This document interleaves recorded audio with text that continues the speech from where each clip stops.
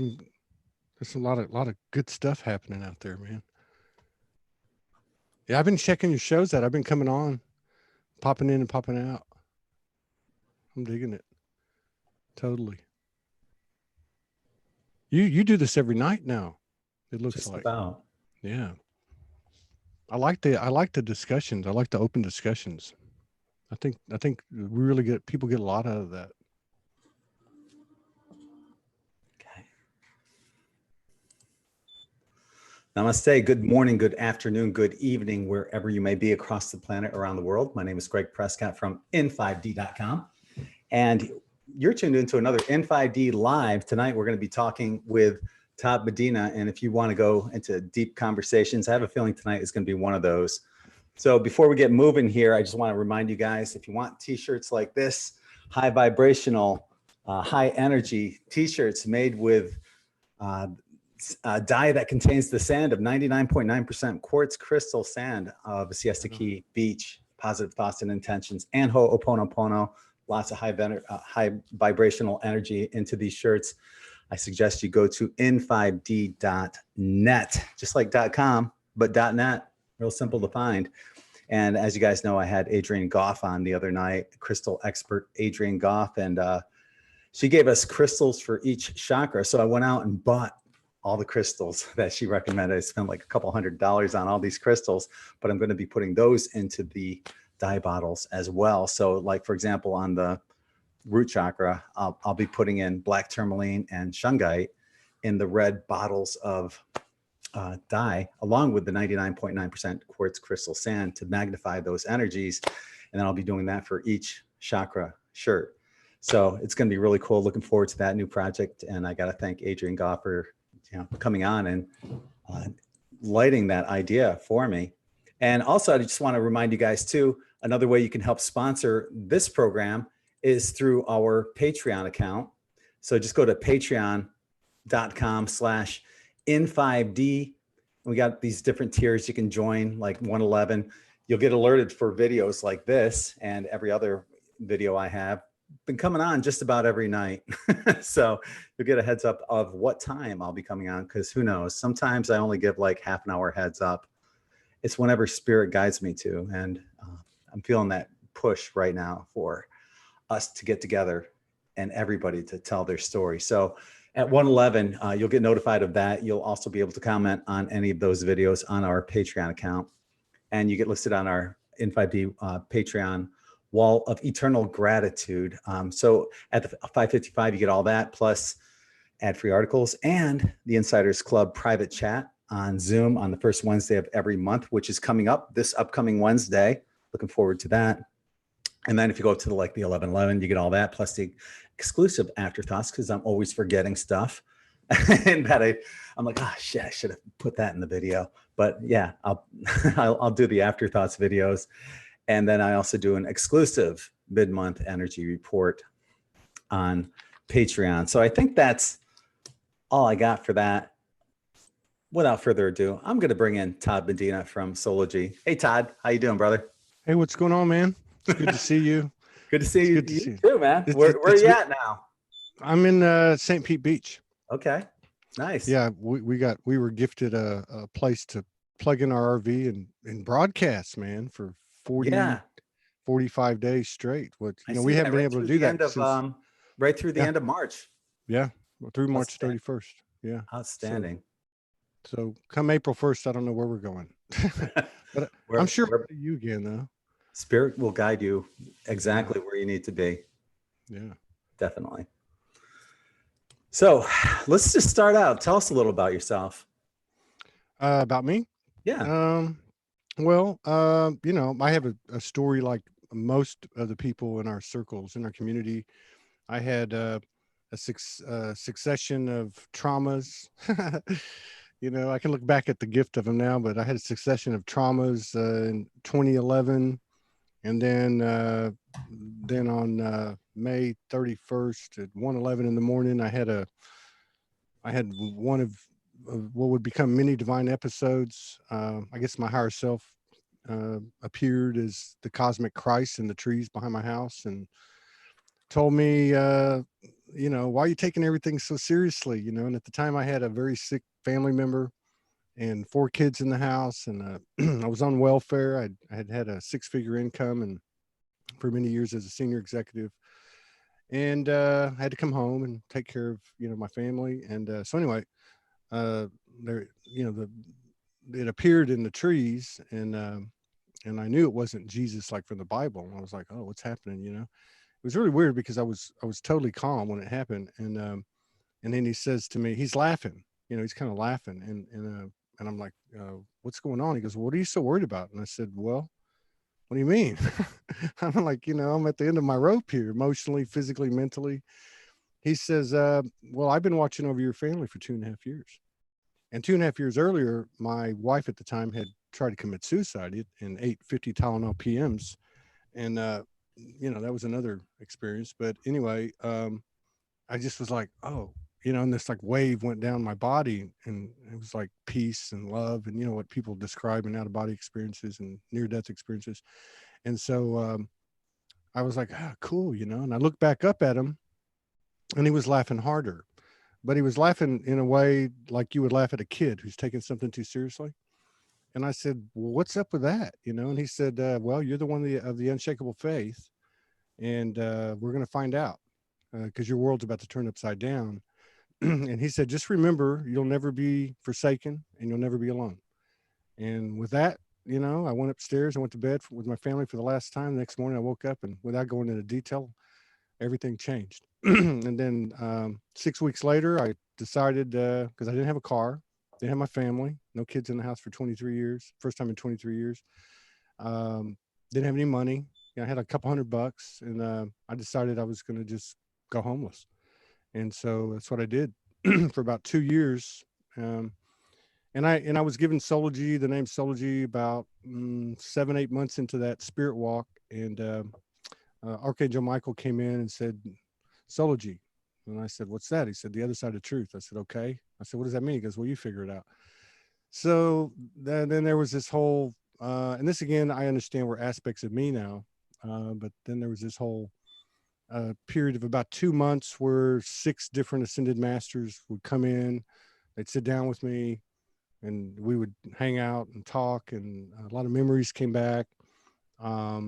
There's 3 spirit guides were involved, a Native American from a past life, father, an uncle, and a brother, and Jesus and Magdalene. Those were the primary ones. And then I was just started writing. I had a flip phone that I gotten from McDonald's for $7, and I just would write poetry and prose and commentary as I was getting it, like many people do.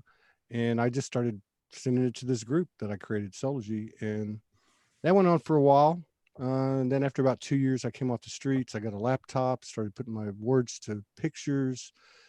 And then I think around early 2015, I took I had like maybe 1,000 memes, and I took some music and I made a video of the music, a 12-minute video with all the memes in it. And then I started making, then I was told, then I got my own place after a year off the street. I got my own place with my 2 daughters. They were about 11 and 12 at the time. They were a big part of my awakening. And so one day I heard, go downstairs and clear out your town. It's a townhouse. Go downstairs and clear out the bottom floor and make a studio. And now you've got Soulogy One Studios. I'm like, okay, what do I do? And they said, well, we're not going to tell you, but it's got something to do with music. So at the time I played the guitar and a little bit of harmonica, and I didn't even have a guitar anymore. So I'm like, okay, well, what am I supposed to do? So I started finding music, and then I would just speak my poetry to the music and upload it. I'd have to walk to the grocery store to upload it because I didn't have internet.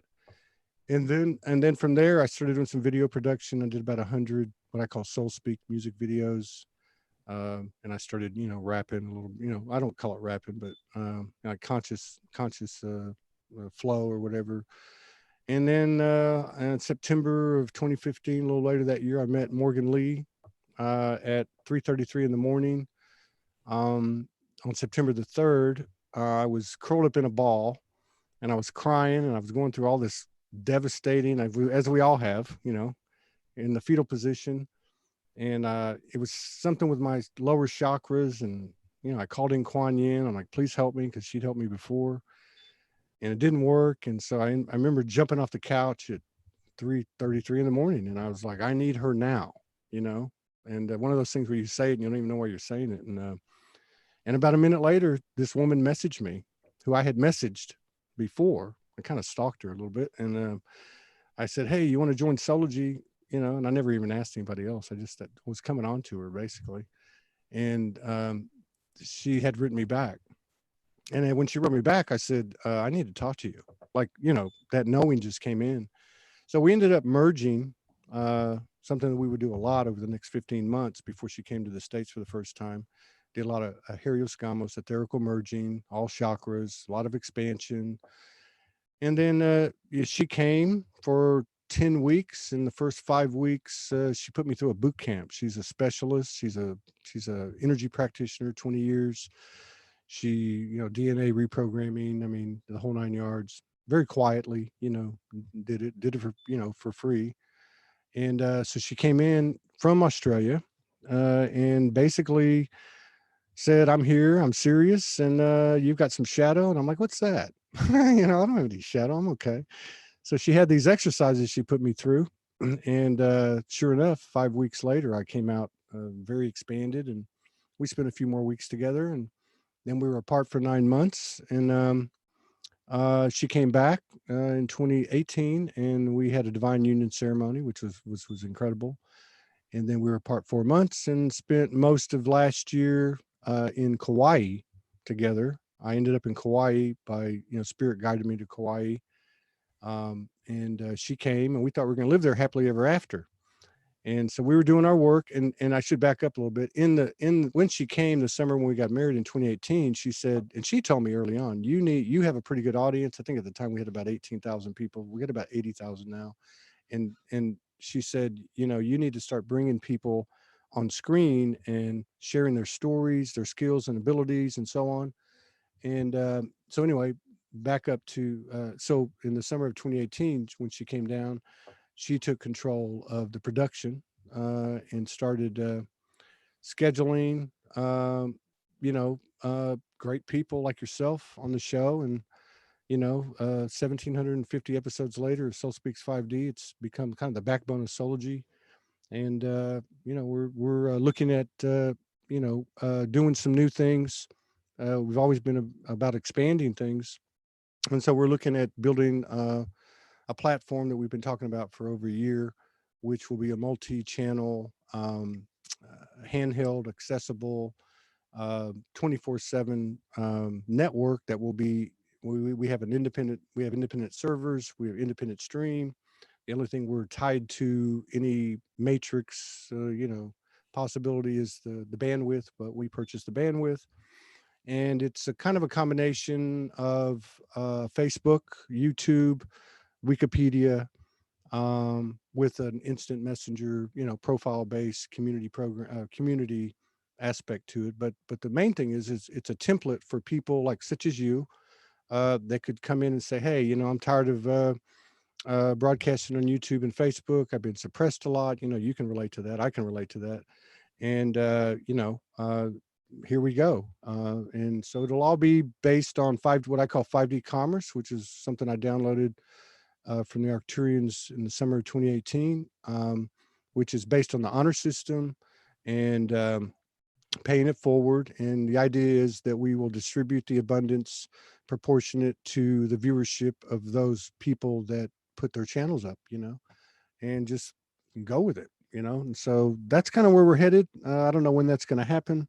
We're kind of stalled right now because my friend, who's an incredible tech wizard and beautiful beloved brother, his house burned down and they're having to rebuild it. But most of the code, this is all being done from scratch. Most of the code is I'd say, I think it's like something like 1,500 pages already. Most of what he calls the back end is all done. All the stuff that's behind the scenes that allows you to to navigate through Facebook and YouTube, all the things that go on behind the scene, that he's pretty much completed. So, and when we come out of the blocks, we'll be able to simulcast on YouTube and Facebook at the same time if the principal chooses to do that. So that's kind of where we're at. I know that, I've been looking into apps for certain things and this and that, but I know that when you're building an app, you have to actually have two apps, one for iPhone, one for Hmm. Android. Yeah, Yeah, so it yeah. gets expensive. Well, we're hoping to. Well, I thought, and I have looked. I've had a few dry runs, and I almost launched this in March or May of last year. And we had it, we had it set up, but we had this provider for this and this provider for that because no one's really doing what we're going to be doing. I mean, Periscope has multiple channels, multiple screens, but not where they put it all together.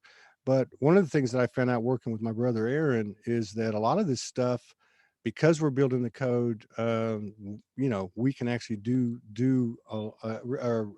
reduce or eliminate a lot of expenses. But yes, there is a standard fee you pay for Apple. I think Android's a lot more reasonable. But yeah, I mean, we're just going to take it, as it comes. Mhm. It's pretty much been that way for going on 2 years now. The community has supported us with contributions, and that's allowed us to be able to do what we're doing. So we're just blessed to be able to be in this position to do what we're offering. Take us back to your childhood.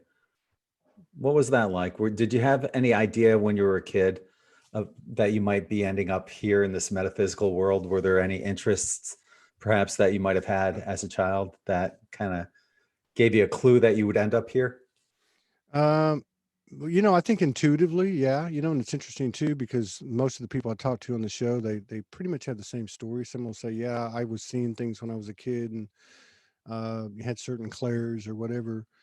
For me, I was raised Catholic in my very early years, like the first 6 or 7 years. Went to Catholic kindergarten for 2 years.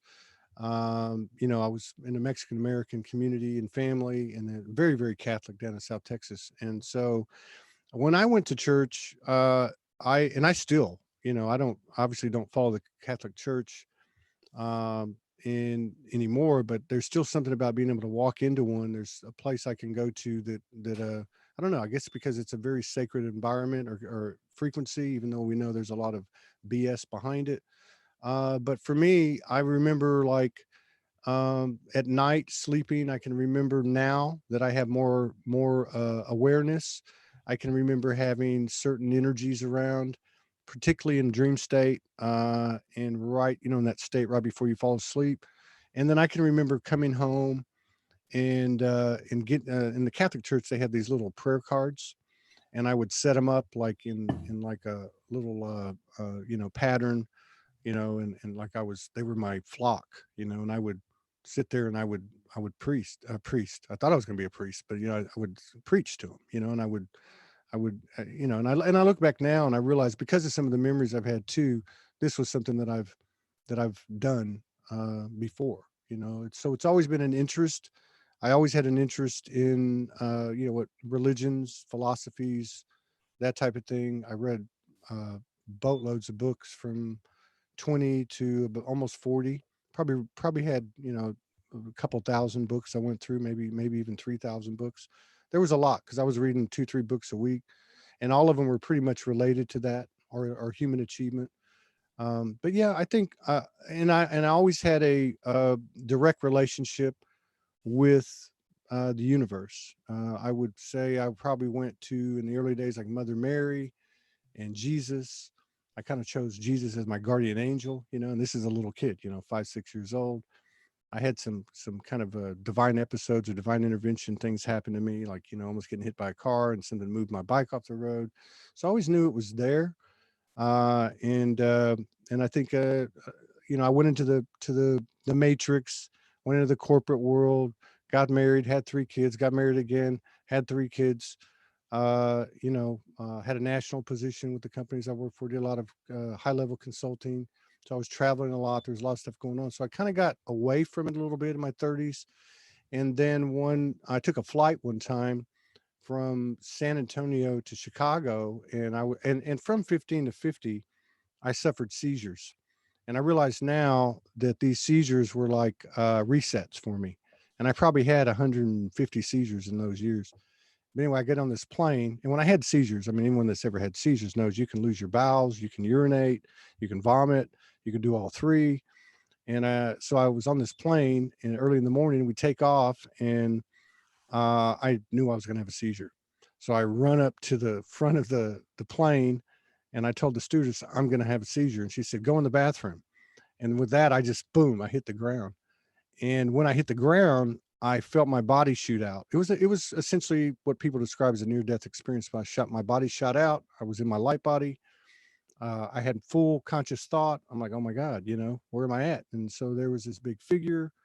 It was about a 12-foot angel, which I've seen later on, after this all happened to me 9 years ago. Um, and I had a conversation with her, and same old story. I don't want to go back. She's like, you got to go back. You got to go back. You got stuff to do. And so as I was going back into the plane, I was like, oh my God, I'm on a plane. I'm having a seizure. I hope I didn't mess my drawers, da da da da. And sure enough, I came back in, and there I was. And there was like a montage of like 5, 6, 7, 8 male faces that came to me, but I don't remember anything that they said. And there was some other stuff that happened, but yeah, I think I always had it always drove me, I guess. Even though I got into the capitalism a little bit, I still always tried to work off of certain core values that I think were linked to my inner knowing. You said you saw that 9-foot angel and you've seen her since then, but do you know who she is and what her name is, or did she give you a name?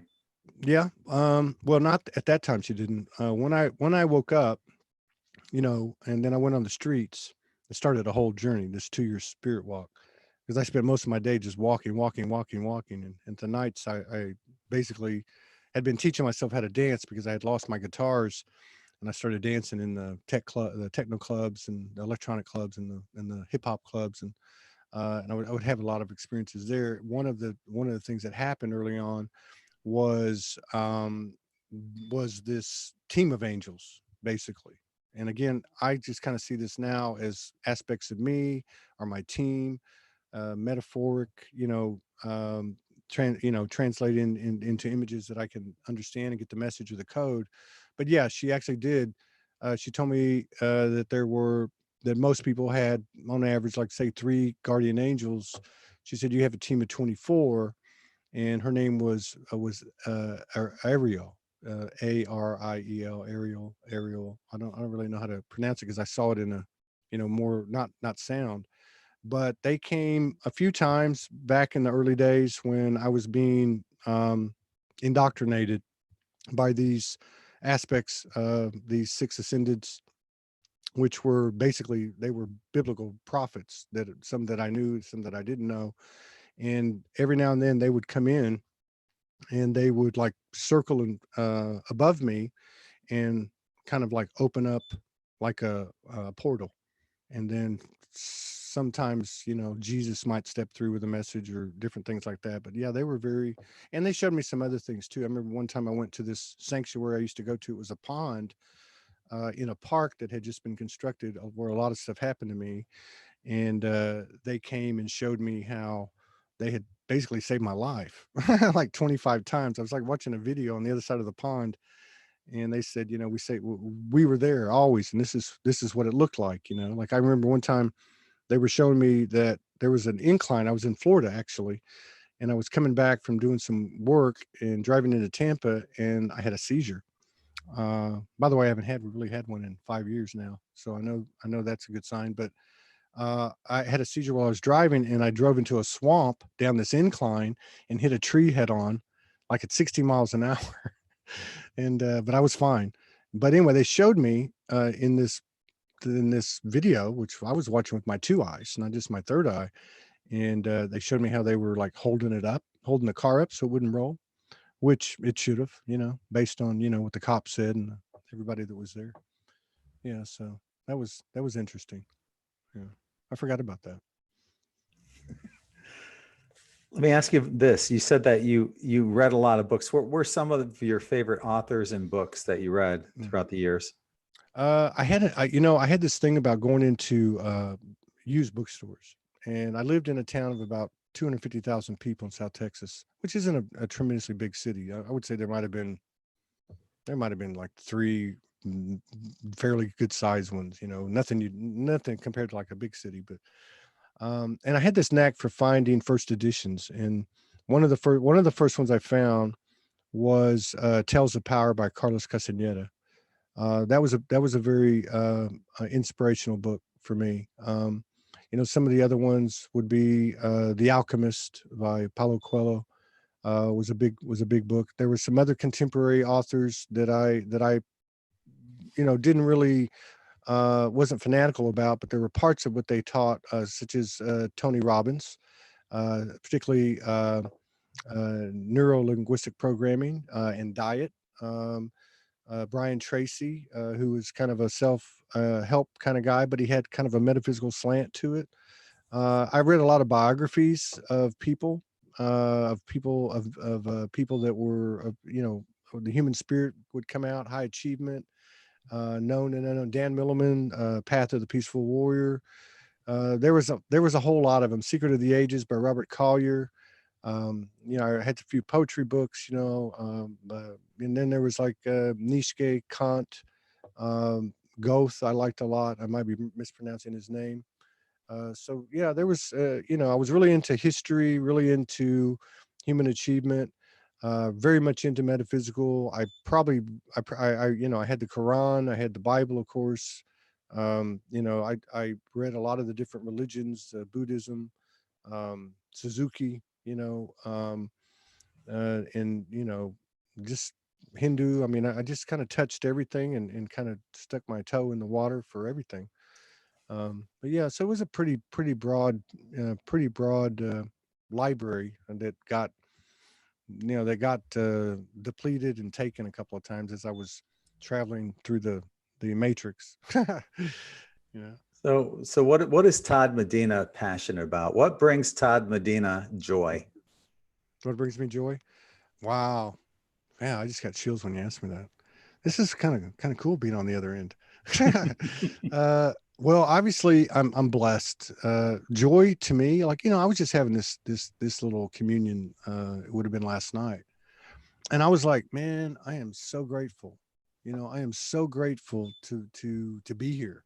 I'm so grateful to be part of this incredible once in a multiverse happening, this end of a cycle of cycles. I mean, depending on what narrative you're following, but something's incredible is happening. I'm a big believer that some of the people that have come on channels and transmitting and downloading, talking about the universe is on the edge of its seat. You guys have come so far so fast, they don't know how far you're going to take it. I mean, I know something incredible is happening.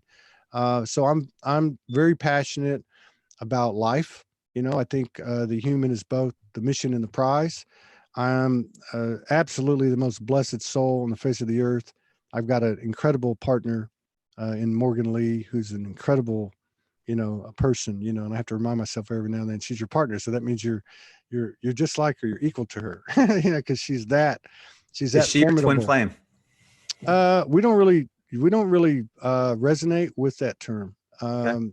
I would say that you know um we call it a divine conscious union because we consciously choose to be with each other, which might sound kind of strange, by the choices we make every day.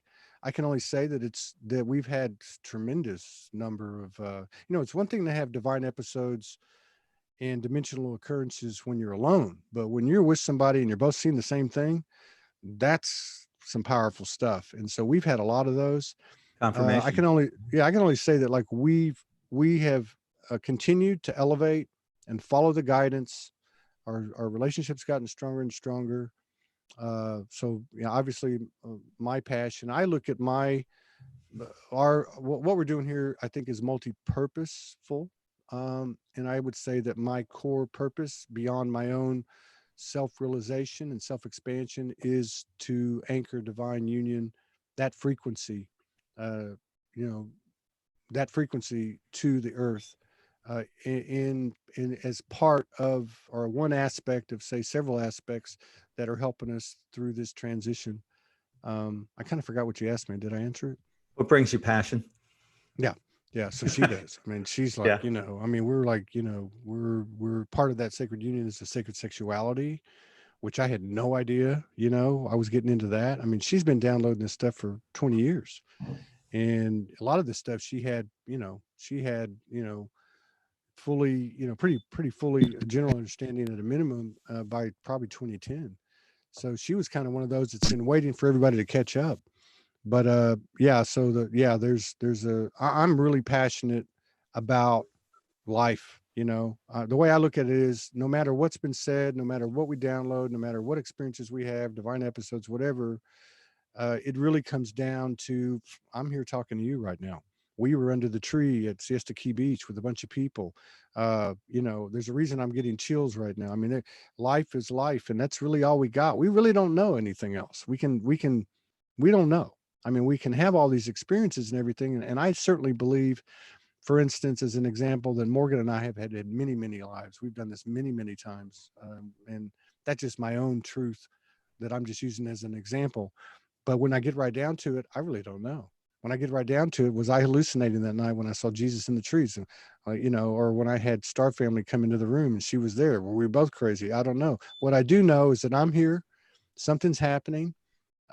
Time seems to be going away. And it looks like, I guess the way I would describe it is, so we have these cycles, whatever they may be. And I think at some point in the cycle, like say at 9 o'clock on the clock face, we wake up, we realize who we are, what we're a part of, and we realize what's happening. And we're on this big kahuna wave. And at an individual level, we have an opportunity to expand that ride that's going to happen anyway, but we can get the most out of it. We can maximize the potential. This is where my passion is.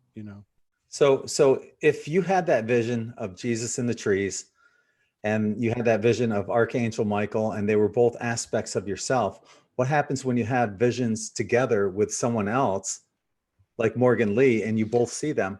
How I don't can know. that I've be an aspect of yourself at Yeah, that point, and you know? and yeah. I mean, I think ultimately one is one. So everyone that I'm looking at here, everyone that's here is and that can sound kind of cliche-ish. I've actually asked that question a few times to people. For instance, I said, okay, how does this work? We're in a bedroom. We get the signal. We're like, okay. I'm like, hey, Morgan, they're coming. And she's like, okay, and then I look at the ceiling, and there's this big dark energy, not like scary dark, but just like a dark energy on the ceiling moving around. I said, hey, look at that. She goes, what do you think I've been staring at for the last 5 minutes? And then a lot of times the feminine, it seems to be the transmitter. She gets most of the information, like the oracle. I get certain things and I'm clear in certain ways. Well, she said they're telling us to sit on the bed, face each other, and we did. uh and this was just one of the times that happened. And so what happened on that particular occasion was there was about, I don't know the exact number, but I'd say probably about 7 or 8. um, they looked masculine, star beings. They looked very humanoid. They were translucent, and they were all different shapes and sizes. Like they were all different species or breeds or whatever you want to call it. And a couple of them walked into me. I found out later one was Arcturian, one was Alpha Centaurian, and they were actually my aspects. But anyway, to answer your question, I don't know.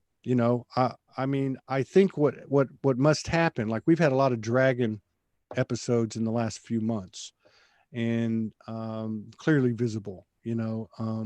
Is that her? Is it me? Is it both of us? We've also had experiences dimensionally with monad groups. One of 24.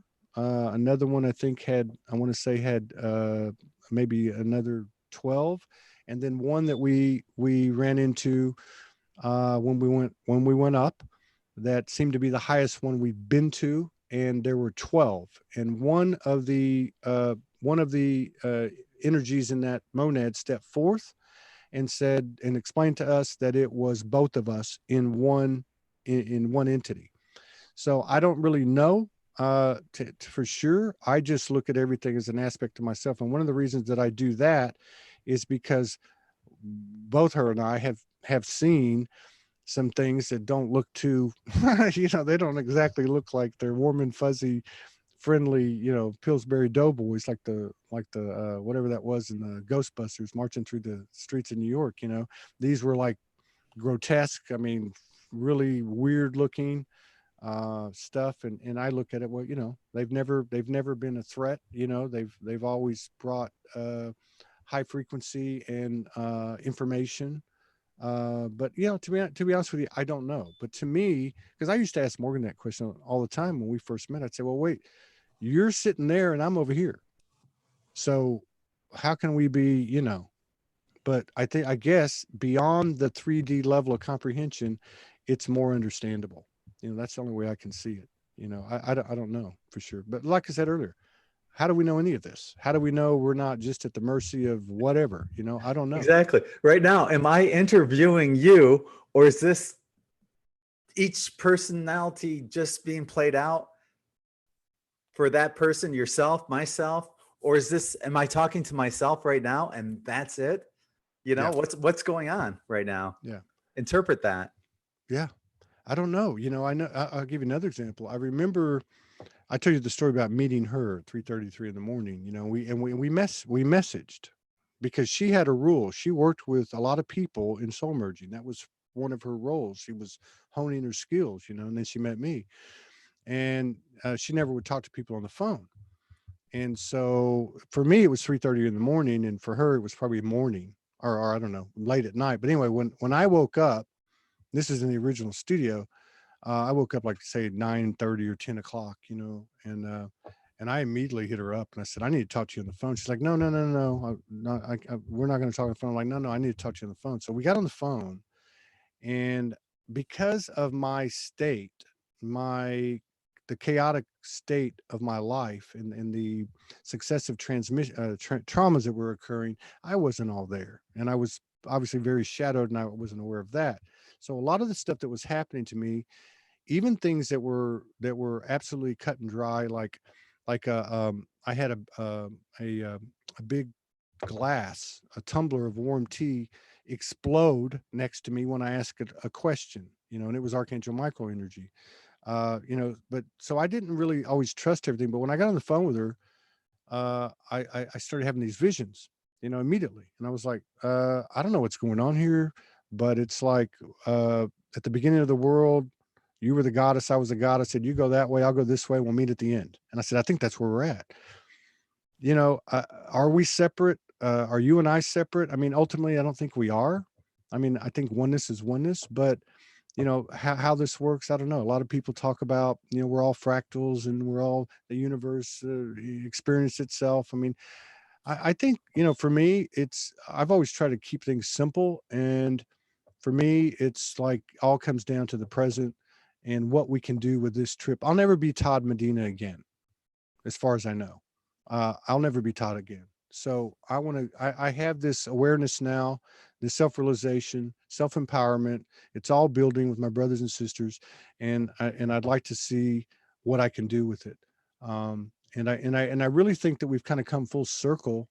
And a lot of this, I'm blessed to be with Morgan because we're nice complements with each other. And she's a strong practitioner. And one of the things that has really helped our relationship and my individual growth has been to really focus on the human part of me, the part of me that we all want to get away from.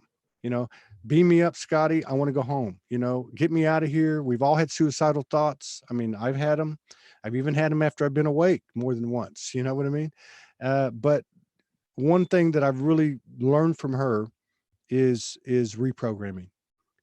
We are gods and goddesses. We are that. We can reprogram this vehicle that we are housed in at the moment.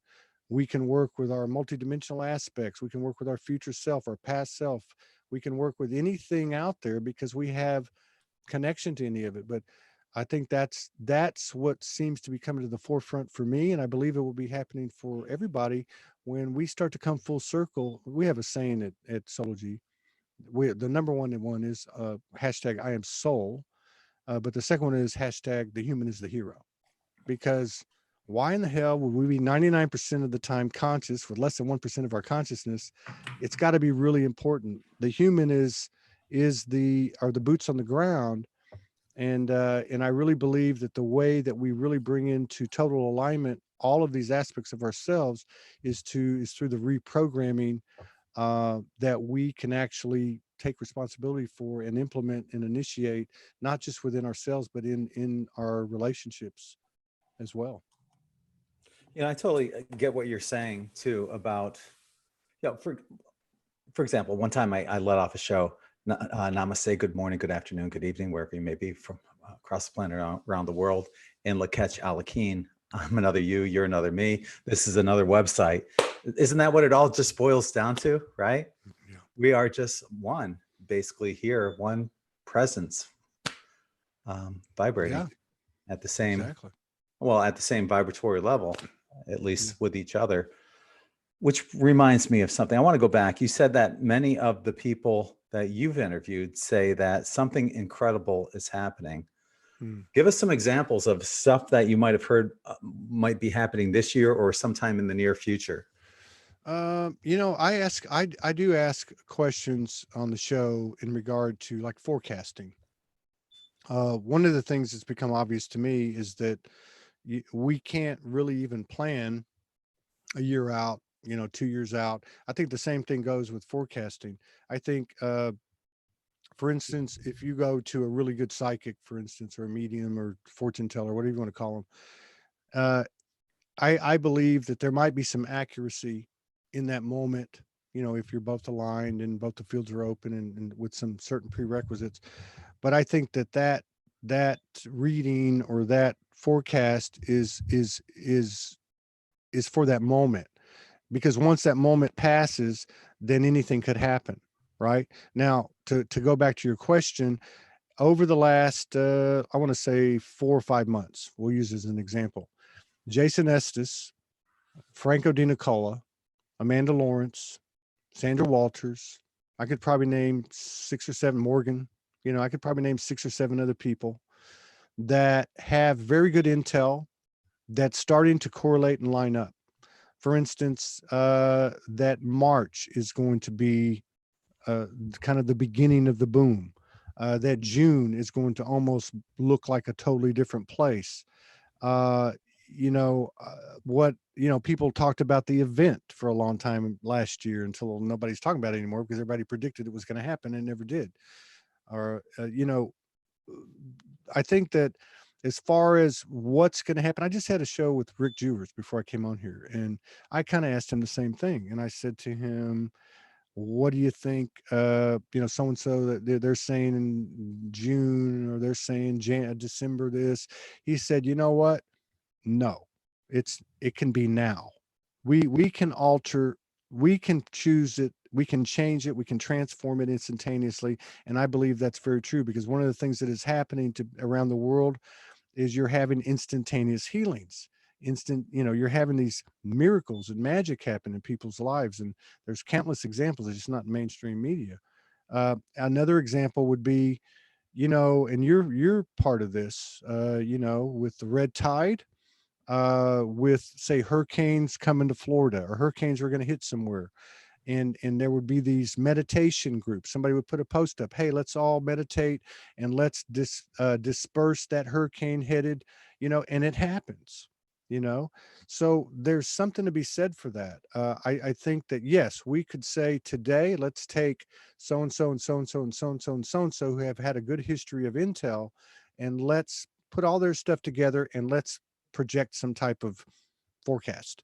But tomorrow something could change, and it could be, because it could be any soul on the face of the earth that has a major elevation or connects to a certain code or opens up a code within themselves or something. Because we got to remember, it doesn't matter if it's me or you and we're on the screen with 100 people in the audience, or somebody on the world stage with 1 million.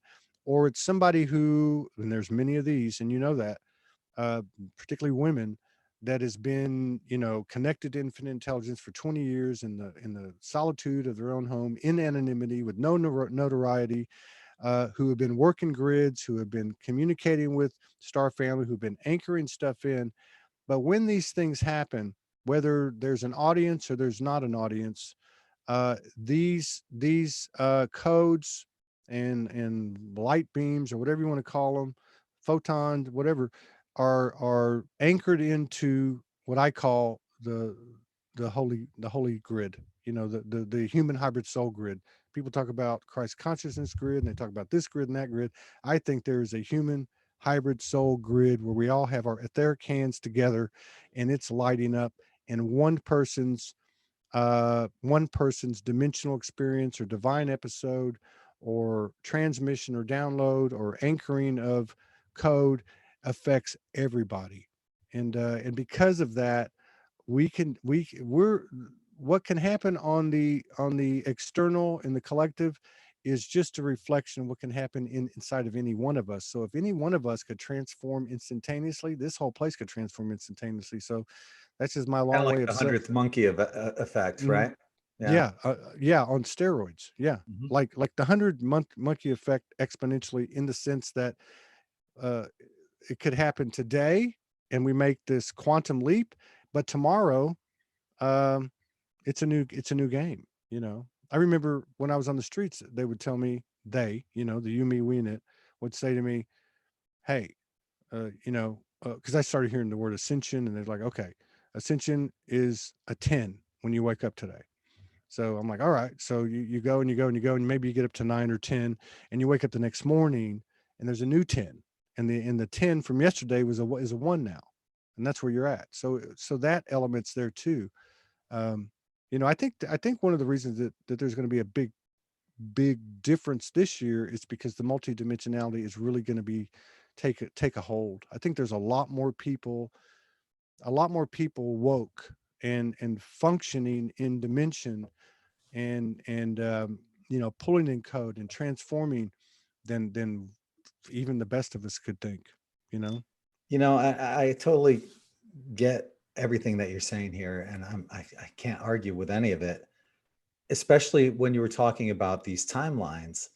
The message I got was that, excuse me, by June, there's going to be massive uh, indictments unsealed. And then by the end of the year, and this was on my New Year's Eve prediction, Hmm. that by the end of the year, this planet, you won't recognize the planet, what we knew from New Year's Eve by the end of the year. But every millisecond, the timelines change. That could happen right now. Could happen 10 Absolutely. minutes from now. You never know. It might happen 5 years from now. It, one way or the other, it's going to happen though. That's my feeling. My gut feeling is telling me that. Also, when you look at this awakening, as you mentioned, it is growing exponentially. And I do follow the QAnon movement because, on In5D, I'm trying to reach out a welcoming hand for anyone who's just awakening. And that's called the Great Awakening. Yeah. So there's a lot of people that are waking up and to the truth movement. And from there, they're going to eventually, question, who am I? And why am I here? What is my life purpose? Yeah. That's where we come in. You always Yeah. want to have that hand extended and say, hey, we're here to help guide your journey, or hopefully be a little small part of it, and so yeah, it's exciting, but I don't put a lot of energy into politics itself. Mm. It's Yeah. just draining. Yeah. We talked about that, and I think there. Look. I think I woke up in what, the summer of 2011. I mean, I thought that was fairly, early in the game, but I've met people now, in doing this show, that have been, I think you've been doing it, a lot longer than that. Morgan's been doing it since 1999. I mean, I've met people that were doing it in the 70s.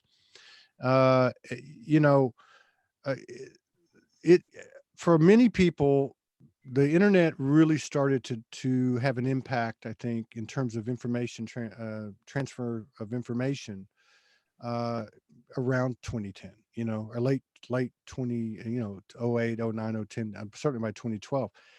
And so a lot of the awakening process was a result of the 9/11s, the JFKs, the stuff. They're like, oh, you know what, truth is stranger than fiction, and when all this Mayan information calendar. starts, Yeah. yeah, yeah, I mean, so you have that element.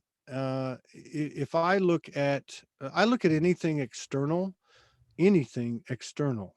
is a potential program. What's a program? A program is anything, this is just my definitions. A program is anything that takes your power away, or I should say, anything that you give your power away to. Now, we know that there's been a pretty good narrative that doesn't take a rocket science to figure out. It doesn't matter the particulars of the different types of narratives that are really saying the same thing, which is that we were duped. We gave our power away. We were signing contracts. We're doing this, doing that. It's all a perfect design. Now we have, said, no, well, I've had enough. I'm going to step into my power now. I'm going to utilize my power. We're going to create heaven on earth, and so on and so on and so on. But I think that I guess I look at the QAnon thing. Yeah, would I love for all the things that it seems to be saying to be true, and for there be evidence, and it's palpable evidence and hard evidence that here's what happened, and everybody knows what happened, and so on and so on. I would love that, but I don't see it happening. I really don't see it happening. I'm not knocking Q, and I'm not knocking Trump, and I'm not knocking anyone. All I'm saying is somebody or some bodies have controlled the narrative for a long, long, long time. One of the reasons they were able to do that is because they had information hundreds of years in advance, and even thousands. So how do I know that they didn't have the intel or the heads up on there's going to be an ascension movement? So let's make an ascension program. We all know about the propaganda that's been put out by such groups, say, as the CIA, Project Bluebeam, so and so and so on. So I do check, the net daily. I don't get immersed in it, but I check Drudge Report. I check YouTube videos. I check certain sites just to see what's going on. Not so much to see what they're telling me, but what they're not telling me. Okay, because but I guess, and what I'm going with this is, as long as it doesn't become a distraction, as long as it doesn't become a savior program, a salvation program, because anything that takes, the best thing we can do to contribute to the collective and to bring this thing to fruition is to work on ourselves. And I know that doesn't sound all woo woo, and it doesn't compare with the fantastic magnificence of having a visitation from Star Family, or having a divine essence commune with you, or whatever number of divine things that could happen. I think that's really what it's coming back to, is the human is just as powerful as any divine essence we could think of. I used to tell the universe a lot in my journey, hey, and I would say it with all due respect, Archangel Michael, Jesus, everyone, I'm the one down here doing the work. I'm the one doing it. I'm going to have a say so. I'm, and that little human becomes bigger and bigger and bigger and bigger. I heard one time that the ETs said we're the ones that don't know we're gods. And I think that kind of says it. But I think we're stepping into that now. And I don't think it will take a lot of people to hit that 100th monkey that you're talking about. I've been working on my DNA. There's 40 some odd codons that are turned off. And for that one person, I can figure out how to turn them all on. That itself could be the 100th monkey right there. Exactly. So that's what I'm working on personally, and trying to create that 100th monkey effect for myself, using myself as a guinea pig and documenting everything I'm doing. So if I just happen to disappear, there's a blueprint left behind. That's a really, look, I had I had Mary Rodwell on. We had Mary Rodwell on, I think it was yesterday. Mary Rodwell, She's been in these circles for a long, long time, both disclosure and ascension oriented, but hers is a mix of science and spirituality, right? I don't know if you know her, but she's a really Yeah. sharp lady. So she was telling me that she said, I said, what have you been up to? And she said, well, one of the things I've been up to is I've been putting professionals together. They've been reaching out to me, doctors, scientists, biochemical engineers have been reaching out to me saying, what the hell's going on? I'm having, downloads, I'm having, paranormal or ET experiences. So one of the things she's doing is she's bringing these people together. And as we were talking about, I said, wow, that's crazy. I mean, like, because she said these are, because I asked her, I said, are these public? She said, no, they're private groups. They can't afford to take the risk of losing their credibility. But as we were talking about it, I said to her, wow, this is fascinating, because if you had a bunch of doctors who were awoke and they're taking the guidance from their higher aspects, or whatever you want to call that, and then start to apply them, that would change whatever the subject is. Let's just say it's ADHD or something, and somebody's downloading that, hey, ADHD is not a liability, it's actually an asset, and there are special kids or special people that need certain diets, they need certain whatever. That could change the face of at least an aspect of our experience overnight. When I write articles, I always end up with, I have a master's degree, so I always put MS at the end of my articles because it gives our genre credibility, especially because I was a child and family Yeah. therapist. Actually, while I was doing working on In5D as well, but eventually I ended up leaving the child and family therapy to focus solely on the awakening, because I can reach so many more people on In5D than I can with working with maybe 15 or 16 kids at one time. So Yeah. yeah, but it does. I get it. How cool would that be to have these people in the medical field with credentials, Yeah. jumping aboard to this awakening movement. Well, and what you just mentioned too, I noticed you had a guest last night. I'm not sure if the show went off, but you had a guest that it was a woman, and I saw the heading, and it was, I think she was going to talk about sacred union and DNA. DNA activation. Yeah. So, you know, DNA programming, I remember reading when I was stalking Morgan 5 years ago. I wasn't really stalking her, but I was drawn to her. And I remember looking at her little bio that people put with their Facebook profile, and it starts talking about all this stuff, like talking to your DNA, reprogramming your DNA, playing in dimension. And I'm like there was a part of me that was like, wow, okay, I totally got this, like got it, as in I know I need to keep looking into this, but I didn't have any idea what it was. So, just something as simple as things that one of the things, for instance, that she taught me. If I have a pain in my body, I'm like, man, my back hurts. Where she'd say, well, why don't you pull the energy of your back up? And I'd be like, well, what do you mean? Well, just ask the energy of your pain in your back to come up before you. No different than pulling your higher self up, right? And sure enough, you start to have a conversation. Oh, I'm acting up because of this, or that, or maybe it doesn't communicate that way. Maybe it shows you some lines that are all askew, and it gives you a message of, we can clear this now if you give me the word. I mean, there's just so much to be said for the self-suggestion, the programming, the reprogramming, to include reprogramming our DNA. I mean, how many people, have asked to pull their DNA up, show or scan their body. You know what I mean? Oh yeah, yeah. So I mean, I think that type of thing. I'm not saying we don't need the doctors. I think it's going to be important that while we make a transition, that the community has a certain amount of credible people in society's traditional eyes. But I think when it really gets down to it, and all you got to do is look at these kids. Mary works with kids. We've run across a few kids, and I'm talking kids.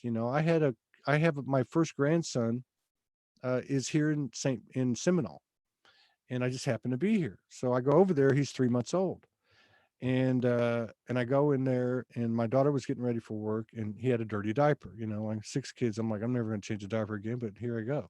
So I put the kid on the bed. He's screaming his eyes out, and they put him on the bed, and I went over there, and he just totally calmed down. Right. He went like from screaming, and then he's looking at me, and his eyes are, and all of a sudden I start getting it. He's like, dude, we had life on a planet together, and then some. Uh, I need for you to tell my mom, give her a message for me. And I'm like, dude, this is like, what? You know, this is happening. Right. And I know other kids that it's happening. I met a couple that came here from California that came to visit here in St. Pete for a day and a half. And they have a almost 3 year old. His name is Ocean. Right. And so they were traditional. They were probably, late 20s. And the early 30s, and they had traditional jobs. They had a boat, they had a house. She gets pregnant with this kid. It wasn't planned. And all of a sudden in the womb, the kid starts talking to her and says, hey, this is who I am. I'm coming here. I got a special mission. I'm a special child. Kid comes out of the womb, and it continues. And so long story short, the kid says to her, I'm not going to school. I'm not going to participate. I'm not getting vaccinations. I've got a job to do. And you need to sell your boat, sell your house, quit your jobs, get a truck with a camper. We're going. And that's what they're doing today. Right. Wow. You know, and one other quick story on that, because the kids, I think the kids are going to be like, you talk about a straw breaking a camel's back. It's going to be like, like 100 giant oak trees breaking the camel's back. But when right before I went to see my daughter, she called me on the phone. She goes, I got to talk to you, Dad. I'm like, what? She says, Dad, she works late at night. She came home and she went to go lay with her baby. She got up, I guess, early in the morning, went and laid with the baby at 8 in the morning. And she says, I'm tired, I'm laying there, and all of a sudden I feel somebody get on the end of the bed. And I look, and there's no one there. So I put the blankets over my head, and all of a sudden I feel somebody pulling the blanket off of me. So she said, like, you remember what you told me? So I'm just like, okay, I'm not going to be scared. So she takes the blanket off her face, and there's 3 light beams standing at the end of her bed. This is like a month ago. And they were like talking to her, but it wasn't human language. It was like almost like a digital language. And she said, Dad, I was getting the information telepathically. I can't recall everything. And anyway, that's what happened. And she said to me, What did when I they went tell over, her? she didn't remember all the particulars. This is how a lot of times when stuff will happen, then you start talking about it and it starts coming back. So I was over there talking to her, and she said, well, what do you think it was? I said, I think it was because of this kid. And she said, that's what I thought too, but I figured you'd think I was crazy. So in other words, it wasn't like real explicit, like we want to hear, but the general energy of it, she picked up on it. They were there to protect him and let her know that it wasn't just her. She's a single mom, and so on, that, there was that to have faith and so on, stuff like that. So that's another, that to me, because I remember when I woke up, I say, that term sounds so weird, but 8, 9 years ago, there were a few different basic axioms that I received, right? And one of the things I got, because they would tell me about Soulogy, which to me, Soulogy was just a word of what we're all going through, right? This transition, this movement. And they said, you're going to have to bust your ass until you're like 57 or 58. And I'm 58. I just turned 58. And they said, because at some point around then, the energy of these kids is going to come and just take it away and just run with it. They'll be unstoppable. That's So that's one of the things I was just thinking when you were talking about your grandchild. I'm thinking, okay, so when's he going to have his podcast? when's he going to have the podcast? I Yeah. don't know. I don't know. That's a good idea though. We should do something with that. Yeah. Right on. Interesting. Yeah. No, that's well, what's funny though? I remember we did a show. Sometimes we do what you do we call them open mics, roundtable discussion, and I'll just jump on spontaneously. And I remember one time we had these 2 chicks from Australia were in on one of the screens, and you know, and they had this kid, and it's like I said, oh, let's talk to the kid, and like when the camera got on the kid starts talking, and this kid was like, I mean, like 8, 9 months old or something, you know. But we've had other occurrences like that. We had a kid that was, I believe, 9 that came on from England and talked about his experiences with Saint Germain and Star Family. You know, we had a 17-year-old kid on yesterday that lives right over here in Clearwater. That was very interesting. I mean, they're stepping up, I've and met him, Garen. yeah, yeah, Yeah. they're Yeah. Yeah, I was walking the beach one time, and there was this boy and little boy and little girl playing paddle ball, and they could have been, maybe the boy was 3 and the girl might have been 4. She looked like his older sister. And as I'm walking by, the boy hits the ball right at me and looks at me and laughs. mm-hmm. Yeah. But I looked at him, and he's like, "Do you recognize me?" That's the look he was giving me. I'm here. I made it. He did that Yeah. on purpose. You know, then you got to look for these clues when when you're out and about. One of the main messages I get almost every day is slow down. And that's one of the slow down clues. Slow down, watch what's going on around you, observe, see what's happening. So Yeah, those friends of mine that I was telling you about that came down here with the boy Ocean. I was picking her brain, you know, and I was like, well, so how does this work? You know, she goes, he guides us day in, day out. He guides us. He basically, and I said, what do you mean? He communicates with you telepathically? And she said, yeah. I said, is he looking at you when he does it? She said, sometimes, you know. She said, the main thing was going to what you're saying. She said, the main thing is when he gets really loud is when me and the husband or one or the other or both get off track and start going, oh, we got to do this, and how are we going to pay this bill? And she says that he will get really loud, you know, telepathically, and say, hey, we need to go to the playground, don't forget to play, the inner child. be enjoy, you know. And oh man, that sounds so fairy tale-ish and cliche-ish and fantastical, but this is, you know, people talk about returning to the original blueprint. I actually think that we come into this with all the blueprints and templates, and we're expanding them. But again, when they talk about returning to the original blueprint, what is that? Innocence, genuine, childlike wonder, curiosity. You know, these things are not, they're not fairy tales. You know, they're our natural nature. You know, and these kids that are coming in, one, they don't have the conditioning, and two, from what I can pick up on, or at least the information I've been exposed to, I would have to say that their DNA is much more aligned, their frequency is much higher, and I've had several people tell me, and uh, I'm not convinced that I'm pretty much convinced that they're right, and that is that it won't be long before the kids will be teaching us, and that's not just something to be said. They'll actually be teaching us, you know, and it probably won't be in a conventional way that we might muster in our head based on our life experience. It'll probably be telepathically or by example or just whatever. I don't know. I want to send this out to everybody right now. Happy leap year. The next time we have a leap year will be after Pluto leaves Capricorn. So that's 2024 will be the next leap year. So that's interesting. That's a whole different generation. So today we're actually kind of like what the Maya would call it, you know, the time without time, a day without time or something. Yeah. We're making up for that lost time today, being the 29th of February.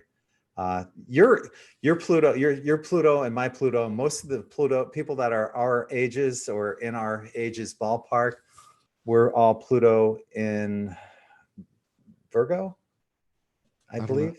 Yeah. I don't Pluto. know. I'm not ashamed. I don't know any of that stuff. That's okay. What it is a generation. So what Yeah. it's telling, what this is telling me though, as Pluto is leaving Capricorn, another generation's about to come to us. So I Yeah. just found that really interesting. What are some of the craziest things you've seen or witnessed during your awakening? You mean like on a personal level? Yeah. Um, um, let's see. You know, I think 7 months into the spirit walk, uh, I was, I was going through. I had all this trauma and stuff, and something was happening when that glass exploded. Now I had had like chimes go off, and I had picture fly off the wall and different things like that. But when that glass exploded, uh, I was like, okay, it was like I really wasn't used to the or confident, I guess, in the connection with the universe. But when that went off, I was like, okay, and I'm telling myself, like, you're definitely beating at a higher vibration than this isn't normal kind of thing. I think other than that, in terms of like what would be trippy to the human aspect, I think probably one of them was pretty much all with Morgan. One of them would be one of the first.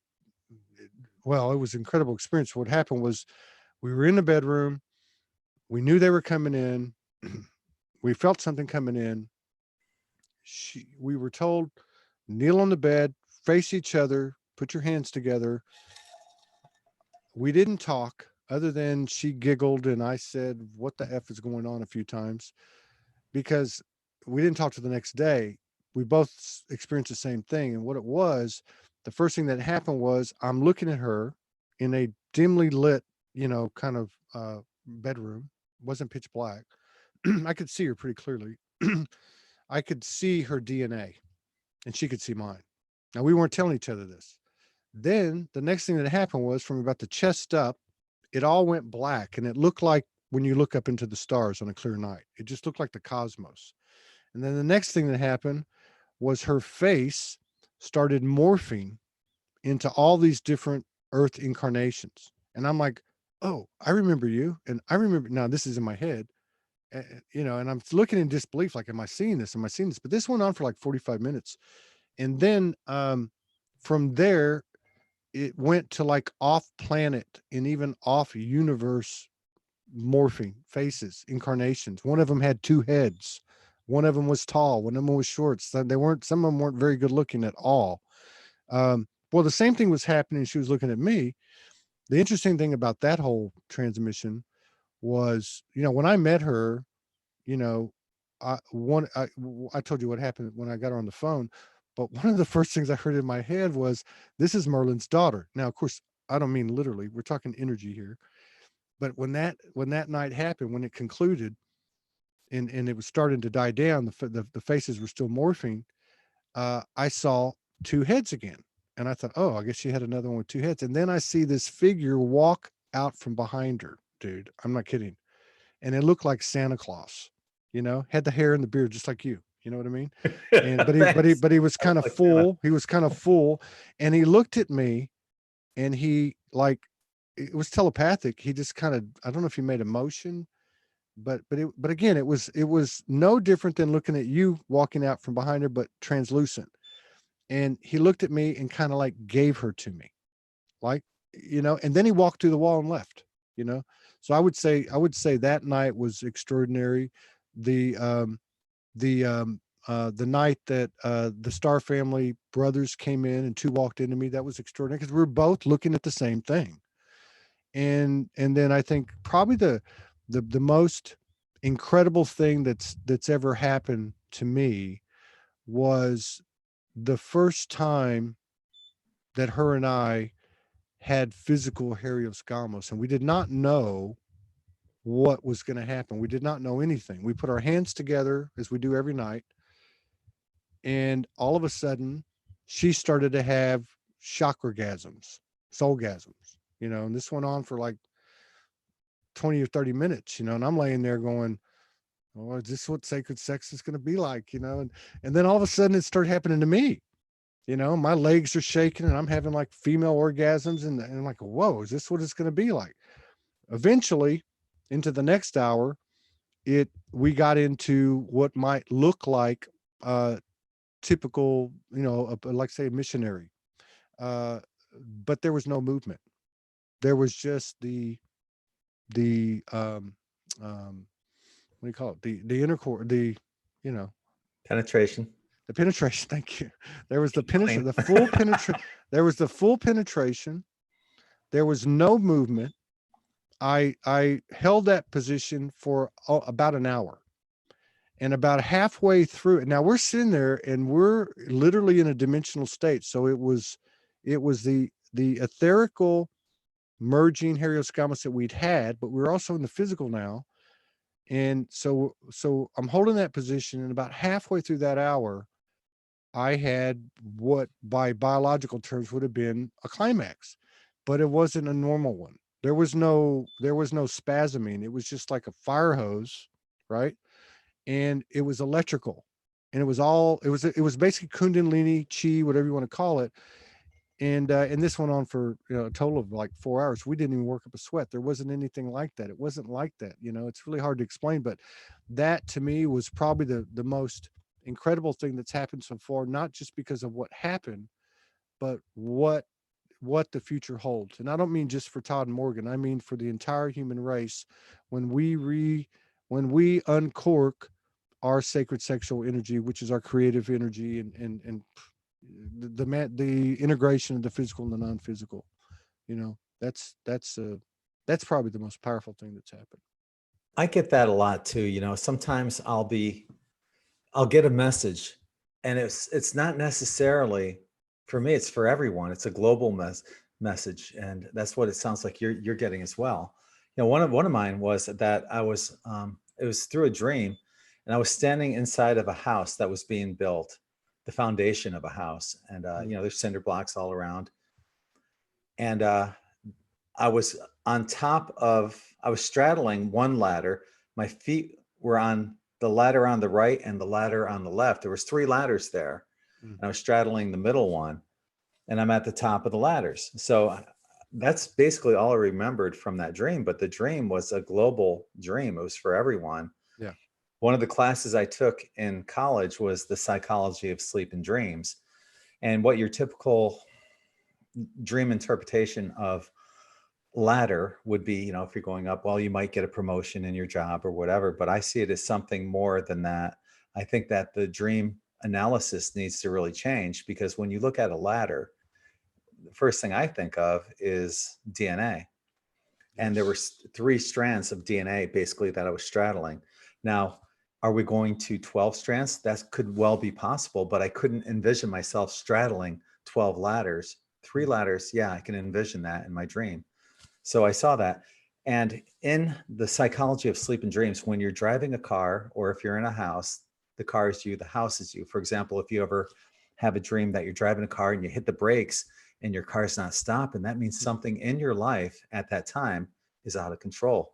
So the same thing goes for the house too. Even if you see yourself inside the house is you. This was a new house. We're building the new earth, and we're moving up in strands of DNA. That was the message for humanity. So I think that that's what you're getting at as well. That what you experience, that's what, we're going to take it probably there much further on the next level of our spiritual progression.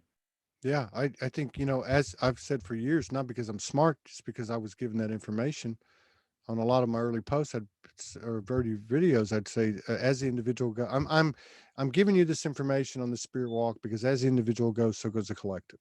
So this is for me. I'm just sharing it with the collective, because there's some parallel there. And so what you're saying, I absolutely align with. And the other thing I'd say about dreams too, I went back and forth with dreams, and again, with Morgan, pull up the primary symbol of the dream.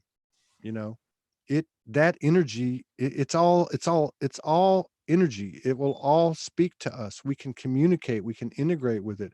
I've merged with reptilians. I've merged with opened my heart to some, what I would consider, or what we might call, dark energies and stuff.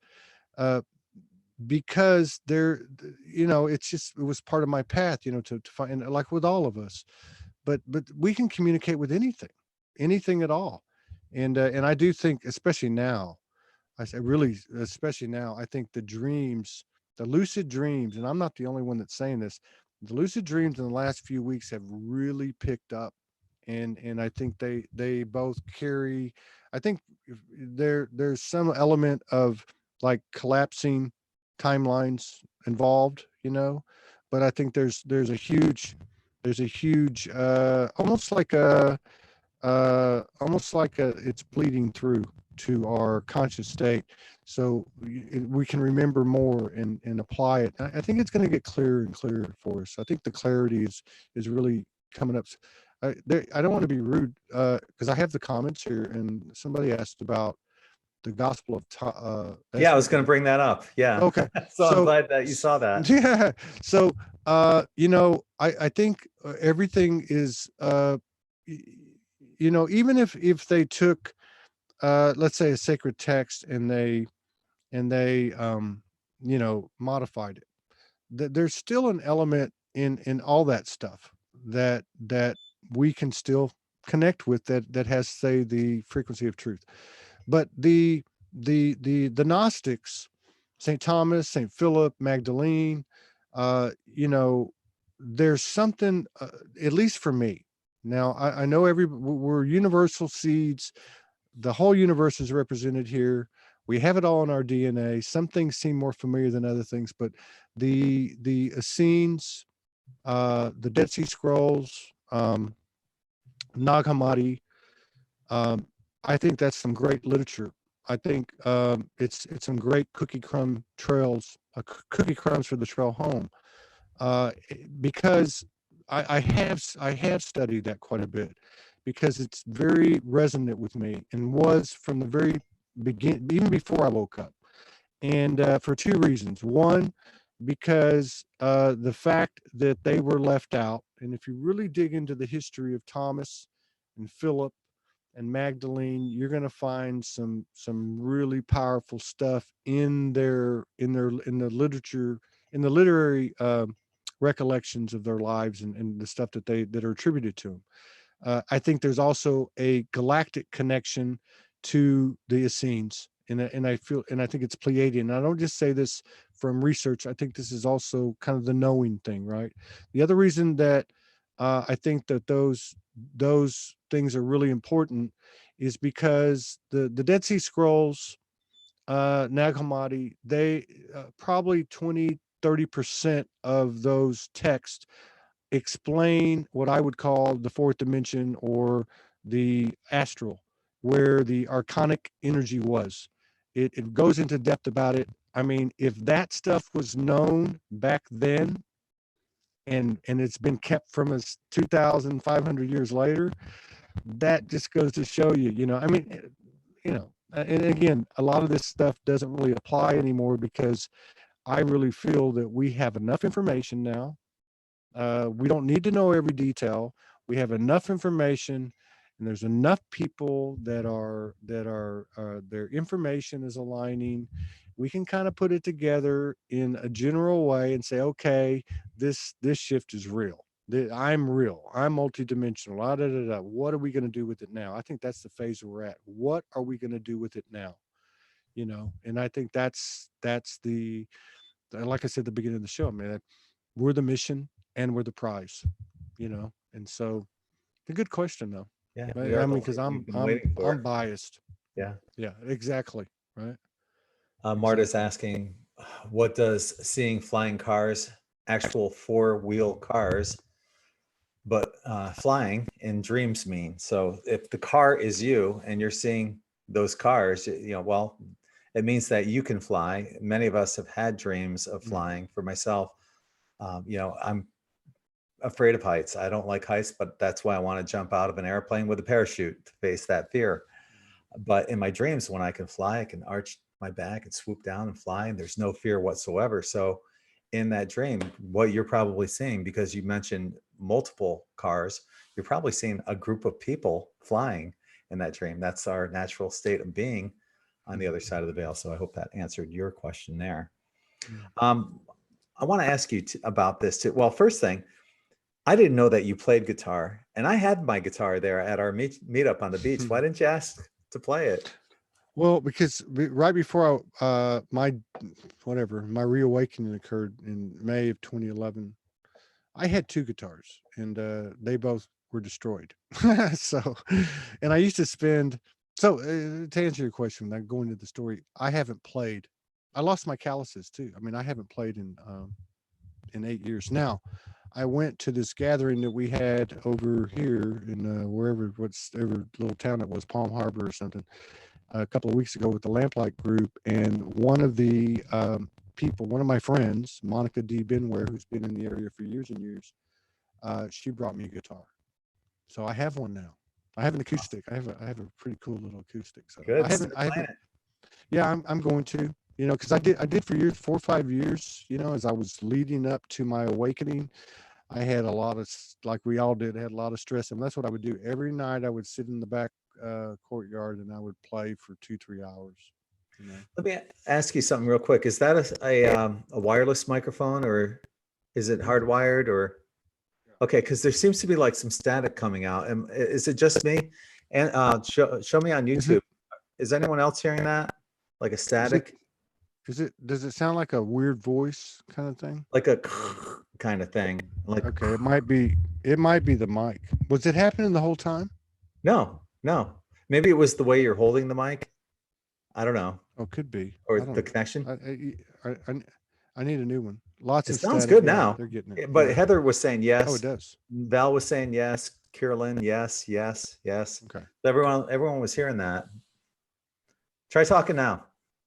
Test, test, test.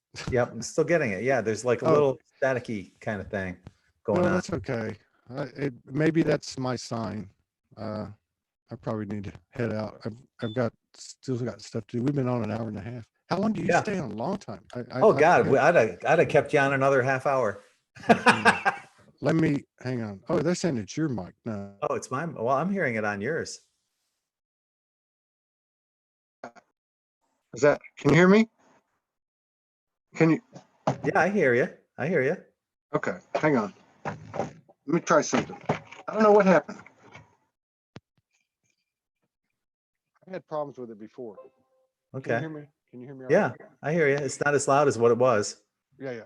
I know it's yeah. It's crazy because and I've pretty much done this by the seat of my pants. You know, and even now, like Morgan and I mean, it's I don't know. It always seems to work though. So I guess more resources will kick in. I'll get a new mic, and I'm just happy to Well, be here and Scotty's collaborating. saying it's with me as well. It's happening on, Oh, okay. Well, but you sound good. Morgan just sent me a note, said it's mine. But anyway, Okay. maybe it is both. But man, I just want to give you respect because there's people that have been doing this. Like I said, I've done 1,750 shows. I lost count, but I did count the Soul Speak 5D shows the other day, and it was 1,750. It'll be 1,800 by the end of March, Wow. and probably somewhere between definitely over 3,500, probably getting close to 4,000 video productions since 2015. And so there's a lot of people I've met, and there's a lot of people that have been doing the work, like I talked about earlier, especially women that have been in the background.